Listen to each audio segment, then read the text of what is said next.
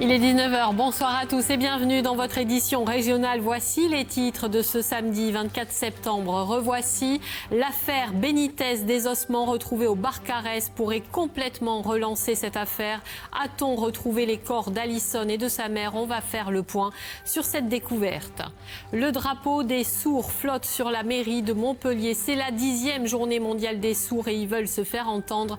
Vous le voyez, nous aussi, nous célébrons cette journée à notre manière. C'est un hameau oublié, celui de la Ferrière dans le Gard, privé d'eau depuis des années et qui ne doit sa survie qu'à la volonté d'un retraité qui chaque jour part détourner une source pour alimenter les robinets de son hameau. C'est l'histoire du jour.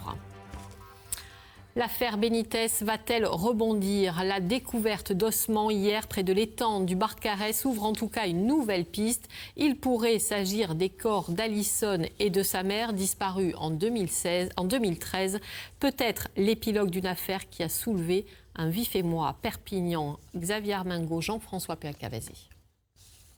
Ici, sur les bords de l'étang du Barcarès, entre la presqu'île et la Coude-à-l'Air, 5 enquêteurs de la PJ et un médecin légiste, dépêchés sur place en urgence hier en fin d'après-midi, ont fouillé le lieu indiqué par Éric Barbet, le frère de Marie-Josée et oncle d'Alison. Comme ce dernier quelques jours plus tôt, les policiers ont déterré eux aussi des ossements vraisemblablement humains placés sous scellé pour analyse. Une découverte qualifiée d'importante par l'avocat de Éric Barbet. Parce qu'on sait que M. Benitez, après la disparition d'Alison et de Marie-Josée, est venu très régulièrement sur ce secteur. On sait ensuite qu'il y avait ses habitudes. Il connaissait et il fréquentait les clubs de plage en proximité. Et on sait aussi que c'était un endroit un peu reculé et qui se prêtait manifestement bien à la disparition de corps. Maître Étienne Nicolo, conseil de la sœur de Marie-Josée Benitez, s'est immédiatement entretenu par téléphone avec sa cliente pour lui annoncer la nouvelle. Elle est pleine d'espoir parce que l'objectif, on savait que Marie-Josée et Alison étaient mortes. Donc aujourd'hui, le seul espoir que l'on avait, c'était de découvrir les corps pour éventuellement, à partir de là et à partir d'expertises particulières, savoir ce qui s'est passé. Hier soir, l'épouse de Éric Barbet avait déjà, sur le lieu même de la découverte, manifesté son désir de connaître enfin la vérité. Et on a beaucoup d'espoir, oui. Ça fait 3 ans qu'on attend, oui. On a beaucoup d'espoir. Qu'est-ce qui vous donne espoir là ce soir, au vu des éléments? La géolocalisation de M. Benitez dans le secteur. Donc je pense que j'espère qu'on est au bon endroit. En attendant la reprise des fouilles, le procureur de la République et les enquêteurs du SRPJ appellent eux à une grande prudence avant les résultats des analyses ADN. L'espoir, on l'a entendu, de la famille et une enquête qui semble s'accélérer. Alors, est-ce une piste sérieuse? Comment en est-on arrivé à ce dernier rebondissement? Le point avec Olivier Meyer. Eh bien, c'est la conséquence de la ténacité d'un homme, le frère de Marie-Josée et oncle d'Alison, Éric Barbet, qui mène depuis 3 ans d'intensives recherches. Et grâce aux réseaux sociaux, il a été contacté cet été par une vacancière. Cette femme lui a alors raconté qu'elle promenait son chien au bord de cet étang quand il a trouvé un sac plastique contenant des ossements et ce qui semblait être des cheveux. Et il y a quelques jours, Éric Barbet et 2 amis se sont rendus sur place ici même, ont creusé et ont mis au jour un traversin sortant d'un sac plastique et des ossements qu'ils ont récupérés. Pour ne pas passer pour des farfelus, ces ossements, ils les ont montrés à des médecins qui leur ont confirmé qu'il s'agissait bien de restes humains. C'est là qu'ils ont décidé d'alerter la police qui elle-même a trouvé hier soir d'autres ossements. Ce qui est sûr également, c'est que ce lieu, dès le départ, a été ciblé par les enquêteurs comme étant un lieu où Benitez aurait pu cacher les cadavres, car son téléphone portable a émis des appels depuis ce secteur la nuit après la disparition des 2 femmes. En attendant, prudence, il faut à présent la confirmation officielle qu'il s'agit bien de restes humains et si c'est le cas, des tests ADN nous diront si ce sont les corps des 2 femmes ou pas. D'autres investigations ici même devraient reprendre la semaine prochaine. Voilà ce que l'on pouvait dire ce soir sur cette affaire, l'affaire Benitez. La campagne des primaires à droite s'accélère. Nicolas Sarkozy est en ce moment à Perpignan en meeting. Avant cela, il en a profité pour faire une petite séance de dédicace de son livre, prendre également un bain de foule. L'ancien président qui vient souvent à Perpignan, je vous propose de l'écouter. J'aime beaucoup Perpignan, mais je viens depuis beaucoup plus longtemps que 10 ans. Je suis venu à Perpignan, j'étais très jeune, dès le début de ma carrière politique. C'est un territoire que j'aime beaucoup. Je connais le tempérament des gens, je comprends ce qu'ils disent, et j'ai envie de les défendre. Voilà, Nicolas Sarkozy, en ce moment même, en meeting du côté de Perpignan. Le bénévolat, bientôt récompensé. C'est l'une des nouveautés de la loi travail. En échange de votre temps dans une association, eh bien, vous pourrez bénéficier d'une formation gratuite. Attention, ce dispositif n'est pas pour tout le monde. Explication. René Ribes est bénévole au Secours populaire du Gard. Taboulé, voilà, de la farine. Il est à la tête de la centrale de collecte de l'association. Et à partir du 1er janvier 2017, sa générosité va être récompensée. Dans le cadre de la loi travail, le gouvernement met en place le compte d'engagement citoyen. Concrètement, pour 200 heures de bénévolat passées dans une association, 60 heures de formation maximum seront créditées sur ce compte d'engagement citoyen. René Ribes, lui, sait déjà ce qu'il en fera, une formation de cariste. Et cariste, c'est pas une formation que vous auriez pu vous payer tout seul, ça peut vous donner un coup de pouce. Disons qu'en tant que bénévole, les gens donnent de son temps, si en plus il faut se payer une formation, je crois qu'on tombe dans les excès après. Hein. Donc vous seriez bien tenté, une formation de cariste, ça pourrait... Oui, très bien, oui, parce que ce serait utile pour l'association, voilà, c'est dans le bon sens. Ce dispositif ne s'adresse pas à tous les bénévoles. Seront concernés les postes d'administrateurs d'associations, de membres de bureaux ou d'encadrants sur le terrain. Pour l'association, c'est tout de même une bonne nouvelle. Ce dispositif peut susciter des vocations. C'est possible que ça encourage le bénévolat et si c'est le cas, c'est une bonne initiative. Ce compte d'engagement citoyen ne concerne pas que les associations. Les volontaires qui ont effectué une mission de service civique, les maîtres d'apprentissage et également les réservistes de la défense pourront en profiter. Au total, la mesure devrait concerner 525 000 personnes. Elle coûtera 46 millions d'euros à l'État. Se faire entendre, c'est le slogan de la 10e journée mondiale des sourds. Un week-end pour sensibiliser le grand public, lutter aussi contre les discriminations. On va en parler dans un instant avec Vincent Badiou. Bonsoir Vincent. Sur une journée très festive. On va revenir d'abord sur cette journée très festive à Montpellier avec Jean-Michel Escafré et Bruno Panciovillon. Regardez.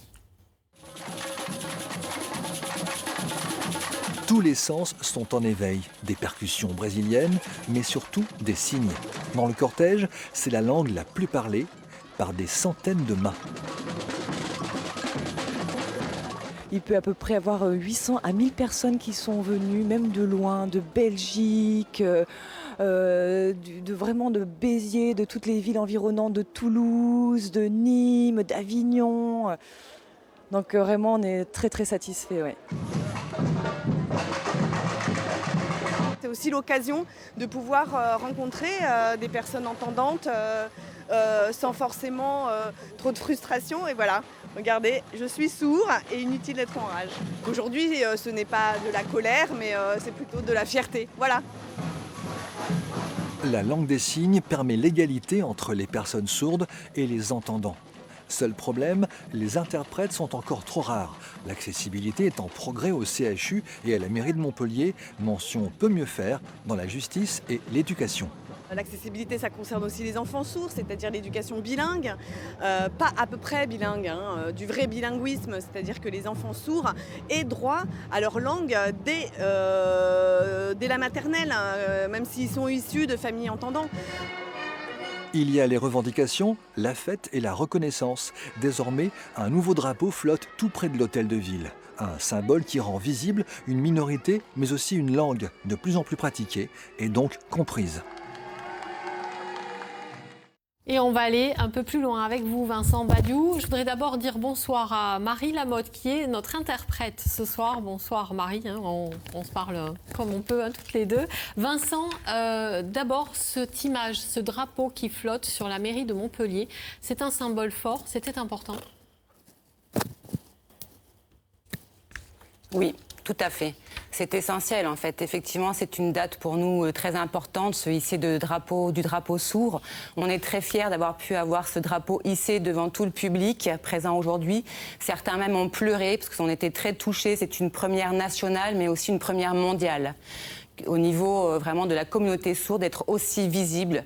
C'est formidable que la ville de Montpellier l'ait fait aujourd'hui. Donc vraiment, on tient à remercier M. Sorel. Alors, il y a le symbole, il y a aussi cette journée de lutte contre les discriminations.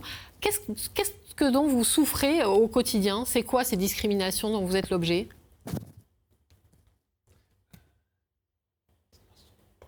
En fait, elles sont assez nombreuses, ces discriminations, donc je ne pourrais pas toutes les énumérer, mais vous donner quelques exemples malgré tout.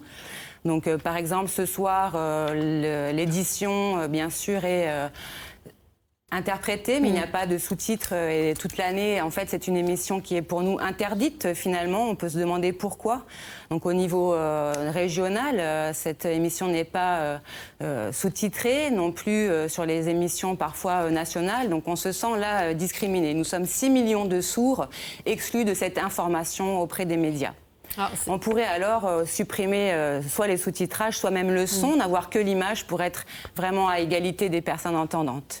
Et puis une troisième discrimination aussi, au niveau des élections présidentielles qui vont bientôt nous arriver. Nous n'avons pas l'accessibilité sur les programmes de tous les partis et donc c'est une grande question pour nous autres. Lors des débats, parfois, il y a des interprètes présents lors des meetings, mais cela ne nous suffit pas, en fait. Nous espérons vraiment avoir d'autres propositions. Alors, c'est vrai que nous, on est assez fiers de vous avoir ce soir. Malheureusement, il nous reste 20 secondes pour conclure.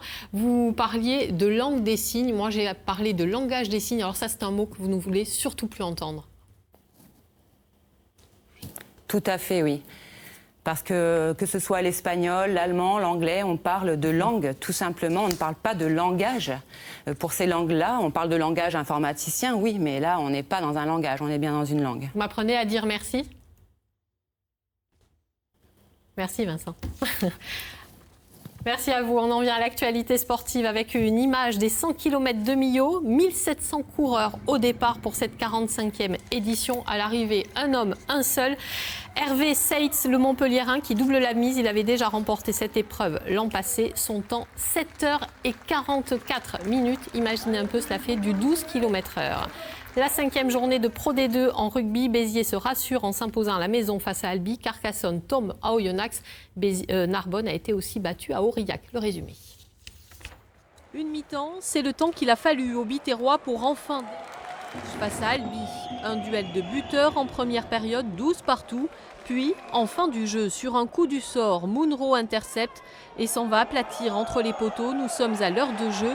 Béziers se libère. 3 minutes plus tard, Blanc double la mise.